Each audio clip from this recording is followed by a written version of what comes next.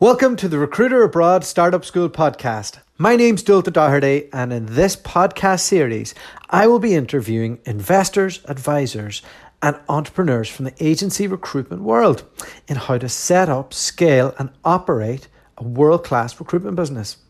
This week, I'm joined with Nikki Taylor. Nikki is a recruitment mentor. And if you don't know what that is, basically, she helps guide young entrepreneurs who want to set up their own agency recruitment business but need a bit of help along the way.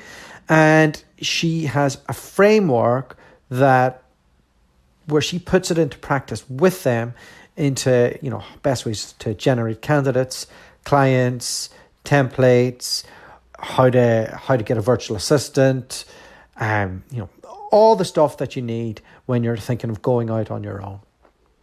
She has a really great background, and I was interested to bring her on because she's actually exited 2 recruitment businesses. So she's professionally trained in a large agency in New Zealand.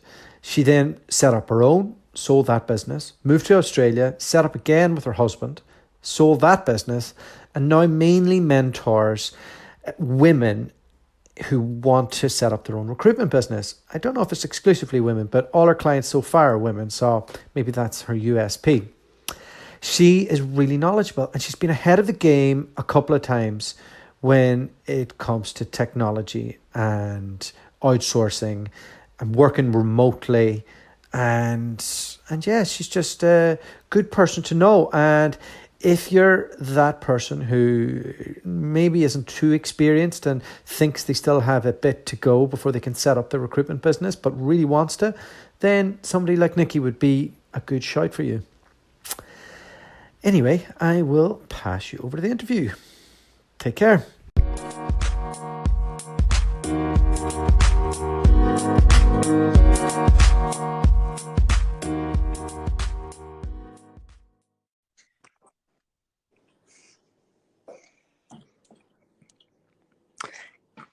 Good evening, Nikki. I take it it's evening where you are.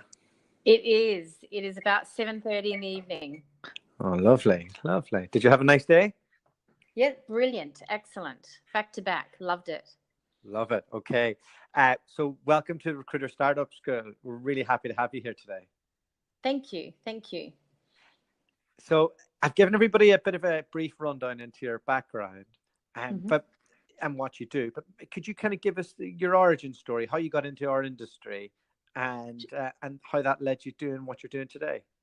Fantastic. I started in New Zealand, started off working for a government-funded government organisation where they would be for unemployed people.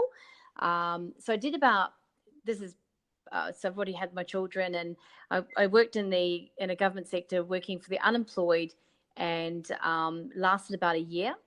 I moved away from that role to work for a recruitment company, my very first recruitment company. Open to share the story. It was New Zealand dollars, about 42K. So to me, that was a lot of money then, with a fabulous bonus structure. So it was an international company. So it was fantastic training. They were really passionate about their training, and I was given the opportunity to learn the Tony Byrne way. So Tony Byrne, who's he? Yeah.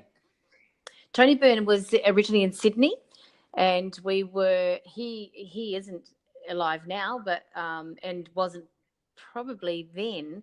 It was people had inherited it and created and implemented it into a training program for recruiters. I have a feeling it goes as far back as the 80s. And so for me to learn his training was pretty amazing. So it was about 2002. So I'm a bit of an old legend now. But his training I have continued to use. So I stayed in the corporate sector with Kelly's and just enjoyed the training, enjoyed working with, top corporate clients. And they supplied the clients more so there. And then I ended up running more of a business development desk. Moving over to that, I left there and tried out a boutique agency. It wasn't for me. I didn't probably stay there that long, probably 2 years at the international company, and about a year there. walked away from there and decided that I'd go out on my own. What gave you the confidence to do that? I wanted to do it my way and not their way. What was it about? What was it about their way that you thought maybe, I don't want to change. I don't want to do this bit. I'm going to do this instead. Like, what are the specifics there? Yeah. Good question. Found that clients were, and I had a beautiful relationship, fantastic relationships with clients, were struggling with the behaviour of other recruiters. And I'm talking where I was in New Zealand, not here in Australia. And candidates were spending a lot of time going, I meet a recruiter, I go and I drive there, I'm there at, I've taken 3 hours off work to do the interview and hear nothing. And I can tell you now it hasn't changed. And finding that going into an office for an interview, and just the whole process. So what I did is, when I set up my own, is I went out and did a survey and contacted candidates and contacted clients while I was on a restraint of trade. In New Zealand, we had a restraint of trade of 3 months, so that I agreed to that agreement. Good way to keep in touch with everybody as well. I didn't. Do you know what? I waited to the day after the restraint of trade was up, and I was ready. So I was systemized, processed, ready to go. So I had a good 3 months to prepare, and knew that I wouldn't touch the clients. So I just went out and got my own clients at that time. So completely blank desk. What sector was that in? I was permanent in more corporate. So permanent corporate then. So kind of a generalist. Yes, definitely generalist, but more permanent, not temping. Mm-hmm. And didn't take it down to the temping. I did temp desk in one of the national recruitment companies. I did do a few roles in there, and helped a lot of the temp recruiters. Loved the temp desk, and probably surprised myself that I haven't gone that way, because I love the pace. And was it just you? Just me, for initially out on my own. I brought in a PA, and probably the best PA. I groomed a PA of an 18-year-old, and I groomed her to be the right arm for me. So she became the person that would meet and greet. She would do all my admin, every single bit of my admin. And she would also ensure that my diary was full. My diary was full every day with meetings with clients and meetings with candidates. So I created a model around really strong relationships. And, interesting enough, today, it's now, let's just say 11, 12 years ago, I've still been in touch with candidates that I placed that long ago in another country. So it's hilarious when you hear people bring me and tell me that they're still in that role, or they've moved on, but very grateful for that position. So I had a really strong candidate relationships as well as clients. So I made that one of my mission statements was to equally, even though your client's the one that's paying the bill or paying the check or the amount, it was more about, you still got to look after both, because your candidate can always become a hiring manager. And I think that's, for me, maybe that was from my training in the very first recruiter role. But so I looked after everybody. I did do a good 10-hour days, or more. And this is before LinkedIn. No, yes, but I've been on LinkedIn since 2009. So so 2002 was my recruitment, my 3 years, and then 2005 I went out on my own. 2009, 2006, yeah. So when I sold that recruitment business. So so let's jump into that. How did you manage to sell that? What was the process there? Oh, it's an ugly one. Give us the highlights. Give us the highlights. Can I give you that? Yeah, I don't want to give you the bad side. Look, it set us free to come to Australia. That was the reason why we sold it. My advice to anyone that was selling a recruitment company, to get a business broker. Okay. I would highly recommend use a business broker or a lawyer. We went with trust, and it didn't go down. It didn't go well.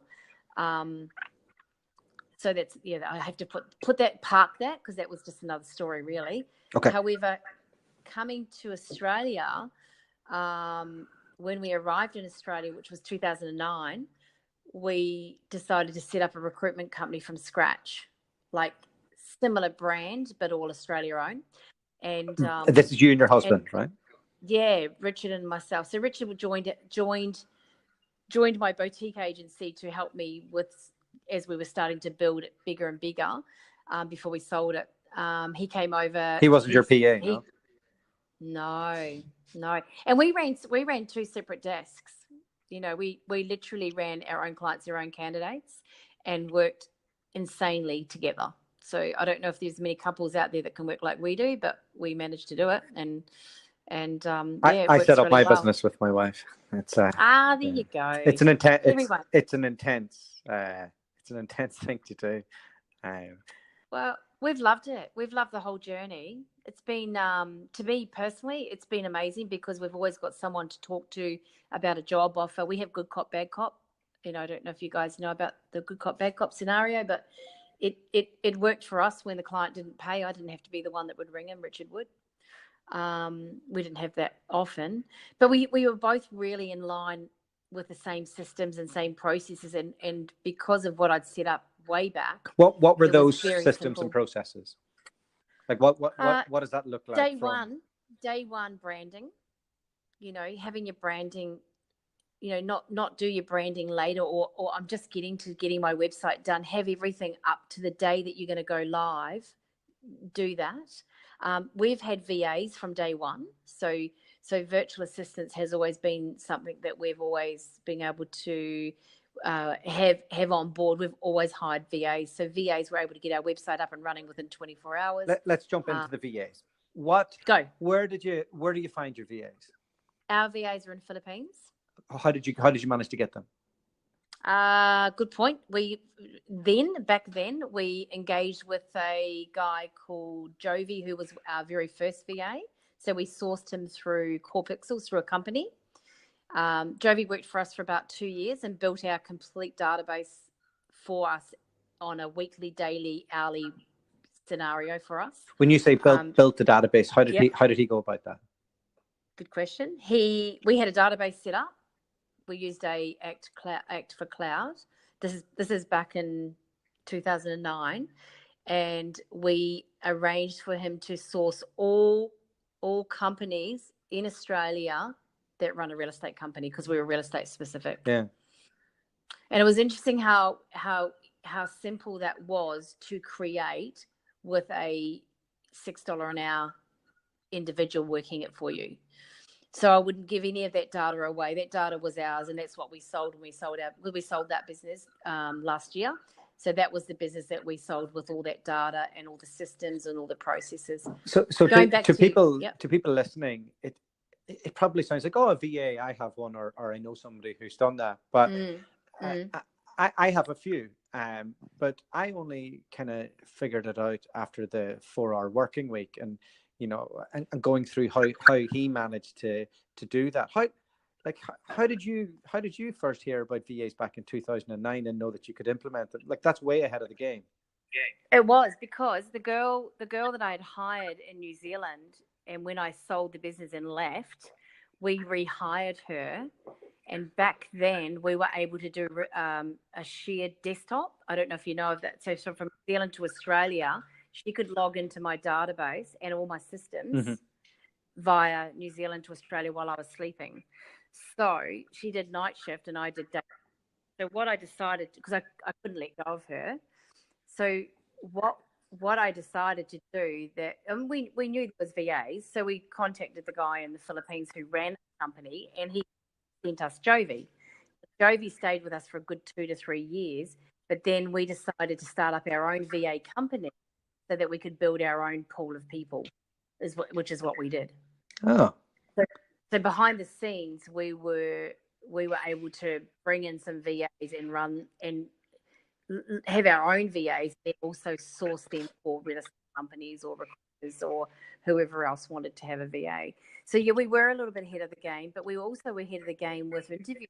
We never did any interviews physically. All our interviews were done right back then.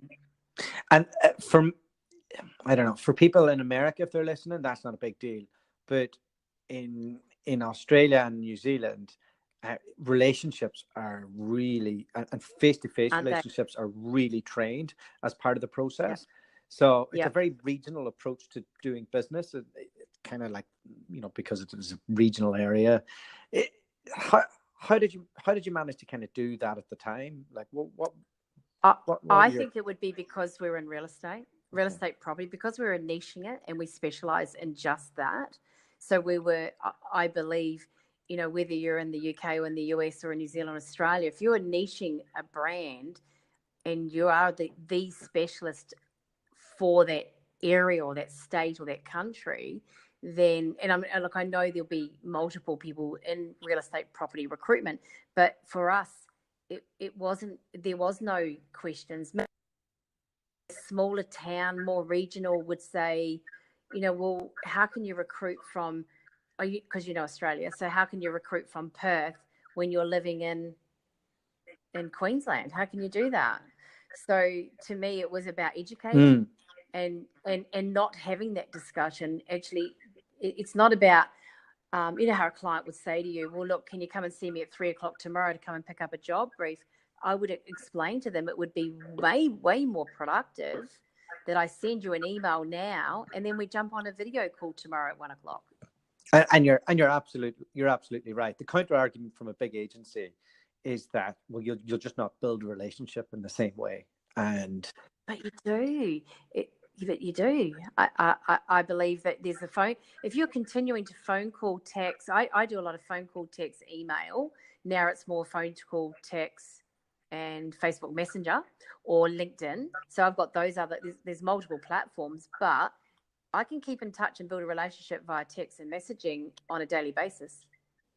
Yeah. And probably have a better relationship than the person that went to visit the person for one very brief visit. Yeah. No, that's my theory. And I agree with you. And I think more and more people are coming around to that way of thinking. But even when we started in, what is it now? When we started in 2015, and that's after I did 4 years in an agency. We were a bit afraid to tell people that we were living in Guatemala at the time, and that we were recruiting recruiters in the UK and send them to the US and send them to Australia. Yeah. And because clients would kind of wince a little bit at that. Because I think when you're in a big agency, they teach you that part of your value add in selling your services is that you meet everybody and you do that. How did you manage to take away that from the price conversation and percentage rates that people be like, well, if you're not going to meet me, I want to pay less, because in Australia they're famous for trying to lowball you on rates, right? Yeah. Well, in Australia, we were doing New Zealand Recruit as well. So at the beginning, I was running. So I was able to work in an insurance industry when I first started in Australia for New Zealand. And actually, I already had the relationships with those companies. Stepping back into the zone of Australia, it was about having that conversation. I probably didn't give them the opportunity to play in the choice game, because I would say, look, I'm available between 11 and 3, and what I do is I use Zoom video call or Skype. Are you available? And even Canberra, are you aware of Canberra? Canberra was a little bit, they were a little bit like closed. Another state was Adelaide. They were semi-closed. Yeah. But you just educate them, because for me to jump on a plane and do a day to visit one client, it really isn't cost effective. No, there's no ROI. And I have watched recruiters, and I'm mentoring recruiters at the moment. And we'll jump into that. Home-based. Yeah, they're home-based. But if I look at I've got them grooming in that same format.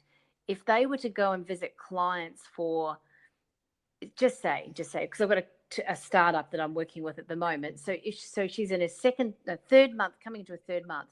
If she was going to do client visits every day, how would she be able to do her billings? So she's able to bill effectively now without and making things happen without having to keep going out there and admittedly, she is meeting a couple of clients, but she's not spending her whole day out on the road. She's in the office. Yeah. And I think for me, I've met a client just recently in the new model we've just created and implemented. And yes, it was gold, but I've only met him once. So I don't need to go and see him again. I don't need to go and stroke him. I've been on call and email with him every single day. And the appreciation I've had from him is so I still think it's communication. And delivery. Yeah, absolutely. So it's not about the touch and feel. In real estate, in that industry, and I'm not sure in like education or all the other industries, but in real estate, they don't want to see you. Trust. So Nikki, we've kind of established that you've implemented really groundbreaking things before other people were doing it. You brought in VAs. You were doing a lot of remote recruitment. Walk us through the exit of the company that you set up in Australia, if you can, briefly, because you must have learned some lessons from the first one. Oh, yeah, I have. And I will be really honest, our last exit that we did, I had to get Richard. Richard decided, we both jointly decided that he would do the training. So they were interstate, so they were in another state. And yeah, for me personally, it was a struggle because they weren't online savvy people. They were more paper, and we're paperless. So we've run our 2 recruitment companies in Australia. Our recruitment company in Australia, we've run solely paperless. So for us to step into a zone where someone was bought the business, they wanted to see our brochures and they wanted to see everything, that wasn't online. Richard needed to go down there and do the training one-on-one with them to show them and do the handover. So it was a really simple handover for us because of the systems and processes that we already had in place. And I'm talking everything in the cloud, and a really smart. We had Salesforce then, so it was when we sold last year. So it was a really smart database that we had, designed to work for us. So it was good. It was really good. It was a good exit. For me, it was a transition because I do take them on like a baby. So I had to sit tight while Richard was doing the training and bite my tongue on it all. I guess for me personally, we took a few months before we decided what we were going to be doing, and we got into mentoring. And that was sort of like, it came because of all the experience we'd had. And we did get to the point where we had people in the UK were contacting us and asking us a few questions, and we're in contact with quite a few from the UK. So it's been really nice to be able to share with them as well, what works and what doesn't work. So let's jump into the mentor. Let's jump into the mentoring. Yep. I think a lot of recruiters can kind of turn their nose up to the word mentor, and a lot of recruiters think they know it all. So it must be a tough market to crack. How did you initially go about that? It was organic. Because people were contacting me to ask me. They'd known that I'd sold, and would I be able to help them with a question, or it looked through LinkedIn or through Facebook.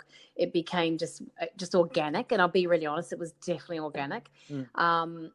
We were doing mentoring career. Rich and I both do career changing mentoring as well, and I do solo entrepreneurs mentoring myself, and that's also non-recruitment. But what had happened is that people were asking us, so we built a platform very quickly and determined where we wanted to be and what we wanted to do. And as I've grown with working with other solo female recruiters, it happens to be, that I'm working closely with, and that they are solo business, but they're just starting to grow their businesses now. With both girls have got, that I'm talking about in particular, have got 2 staff as well as themselves already. So came to me on a one-on-one. And one I've done a complete startup for her. Fortunate for her, because she's gone straight into property, and it's been fantastic for her and for me to be able to share the knowledge. So walk me through what it looks like from one of these, so they reach out to you, you get into conversation. How do you decide, like, what's their life cycle like over a 6-month period of working with you? Like, what are the different steps that it's still early? It's still early. I would say I'm probably just reached 6 months with one now in Sydney. To be honest, I'm working with girls that have not been in recruitment before. So we're going right back to the basics. I'm taking them through the 30 steps of recruitment, getting them set up on their templates. So this is complete startup. And I'm really, look, either way, I'll go either way with an experienced 4-year recruiter to startup. But the startups have been really powerful because I'm able to watch them billing in their first month. Now that's their doings as well, not just mine. That's just me being a mentor. I'm not coaching them, I'm mentoring them. So what's they the difference? are able. I believe my personal opinion, I believe a coach is someone that will either pull out a textbook style coaching and have done their coaching degrees and courses. Mine's coming from hardcore experience, from mistakes. You'll often hear me in my mentoring calls, this is what I had done, and this is how I would consider doing this now. So there are things there's a lot of stuff coming up in the sessions. We do one-on-one for an hour, one a week. However, they can email me and text me and phone me I let them call me at any time. We keep that to, there is a minimum to that. However, it has been valuable. So we've had girls calling me when they're right in the middle of a job offer and it's not going well, and we'll talk through the offer. So these are people that haven't had that other person to be able, and it's only because Richard and I have always had each other. We've always had business mentors right through our whole career, in our recruitment career. This is different. I'm not their business mentor. I'm their recruitment mentor. So I'm able to guide them through. I'm the person they can come and ask or ring me or call me on anything that isn't working right now or needs adjusting or needs some support.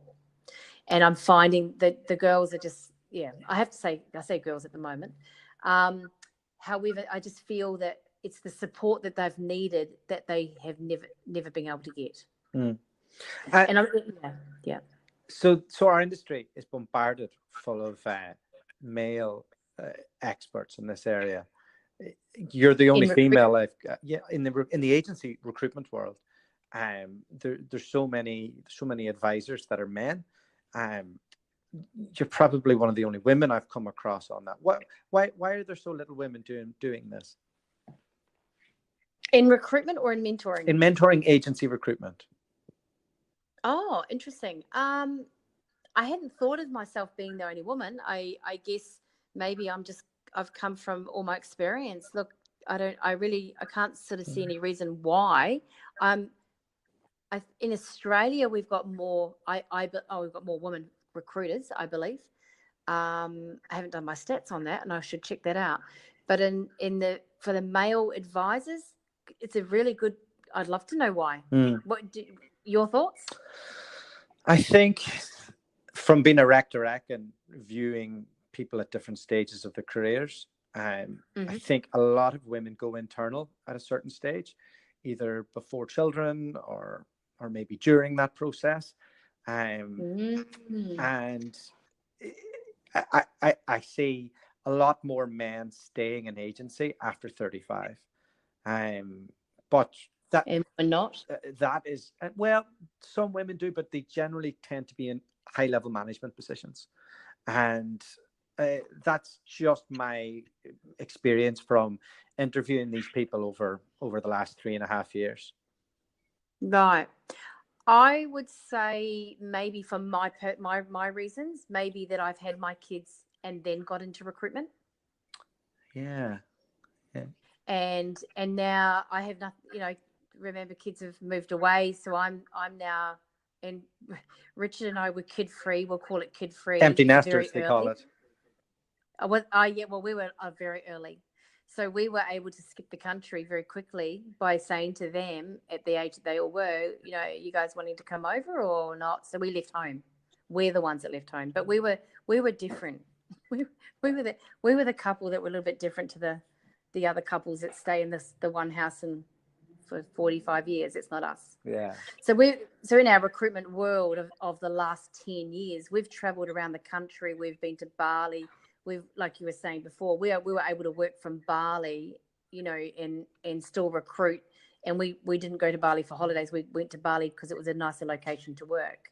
We did that as well. We set up our resume writing business from Thailand and traveled Southeast Asia, moved to Central America, went back into agency recruitment, then jumped out to do our own business in Guatemala, and we did that for 6 months before getting a few invoices paid and moving back to the UK.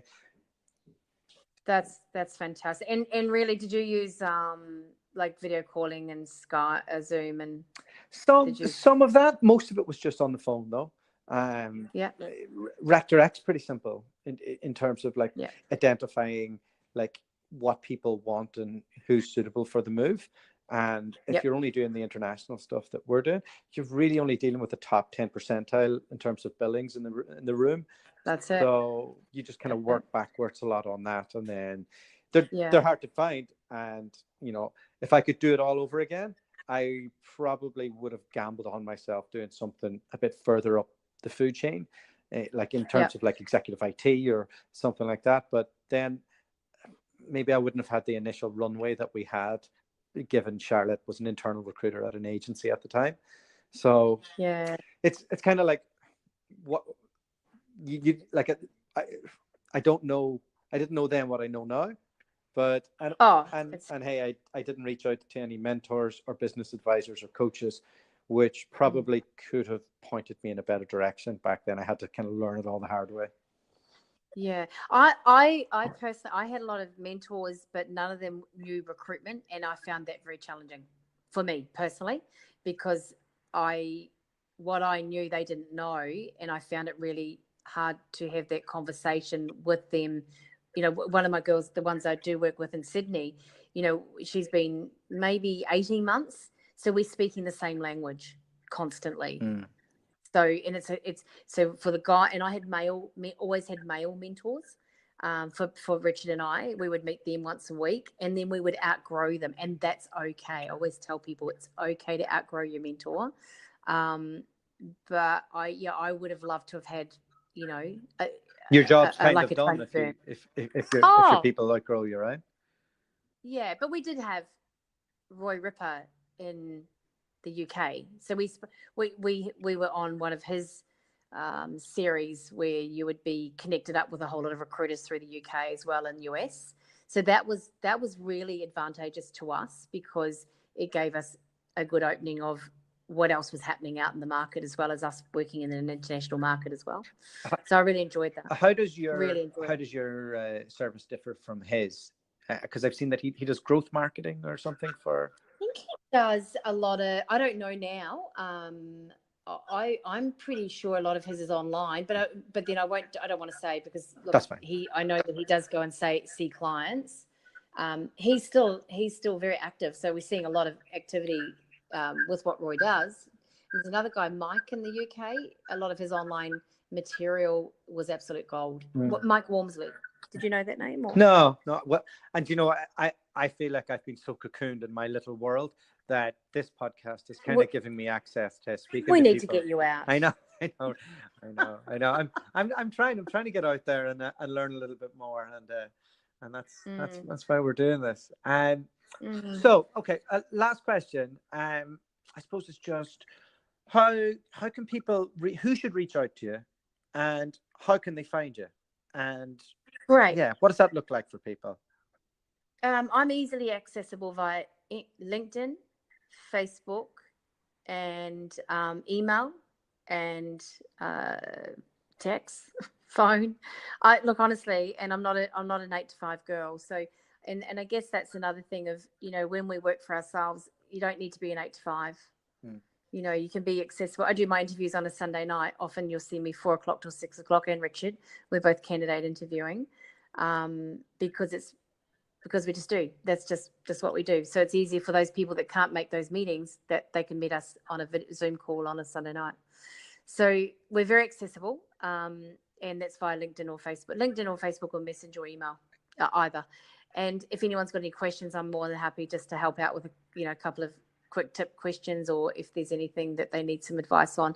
Startups and up to. I'm talking to a girl in the US who's about 4 years in the industry and has trained. I'm not secured her at the stage, but we had a chat the other day, and listening to her story was that she has trained herself in recruitment and nobody has shown her a system or process. Yeah. And that's scary. Yeah. Well, the American market's wide open for that. It's full of one-man band recruiters. I think you'll find in Australia and in the UK, it's much more dominated by large corporates where it is. But we survive. But we have survived. Yeah. We survived nearly 10 years with our specialist recruitment company that was Australia-wide, and we survived that. Amongst the bigger guys, and it. I always believed it wasn't about the size. All right. It was about delivering, and honesty and integrity and adding value to your clients is critical. If I do a lot of LinkedIn. Articles and tips and tools and just adding value. Yeah, great. Well, we'll share some of those and we'll get this out to our network. Thank you so much. Thank you. Pleasure. Thank you so much. I really appreciate your time. Cheers, Nikki. Loved it. Bye. Thank you. Bye.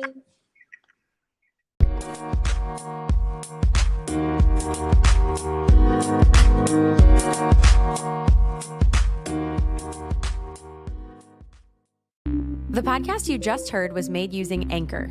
Ever thought about making your own podcast? Anchor makes it really easy for anyone to get started. It's a one-stop shop for recording, hosting, and distributing podcasts. Best of all, it's 100% free. Sign up now at anchor.fm/new. That's anchor.fm/new to get started.